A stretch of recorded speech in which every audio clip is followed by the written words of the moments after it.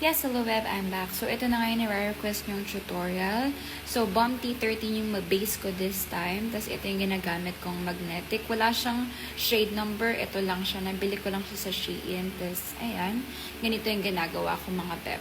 Tapos, ayan, imamagnet ko siya sa desired kong posisyon para pag tamaan siya ng light is gumagalaw-galaw siya. Ayan, ganyan. And, ito naman ginagamit kong blooming gel. Sa Shein ko lang siya nabili, guys. Tapos, ito yung wet gel. Kailangan natin siya pang marble. So, ito pinagsama ko lang siya. Tapos, nilagyan ko ulit siya ng blooming gel para mag-light pa siya. And, nilagyan ko siya ng super nipis na white gel ulit para kabog na kabog yung marble kinemero. So, yan. Ganyan lang yung ginawa ko mga beb. Tapos, after nyan, i-cure natin siya ng 90 seconds. Kasi ito yung ginagamit ko pang matte para sa chrome natin.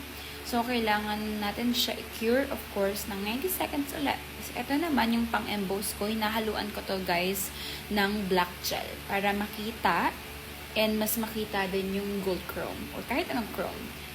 So, ayan, ginagawa ko yan. Tapos, i-cure natin siya mga beb ng 60 seconds. Dapat 60 seconds lang, huwag ma-over. Kasi pag na-over siya, hindi nadidikit yung gold chrome natin. So, ganyan. And ito naman yung ginagamit ko pang chrome mga beb. As in, gamit na gamit to. Pang 5 bili ko na to. So, ayan. So, itong gold yung gagamitin ko. Gamit na gamit. So, ayan. I-scrub ko lang siya.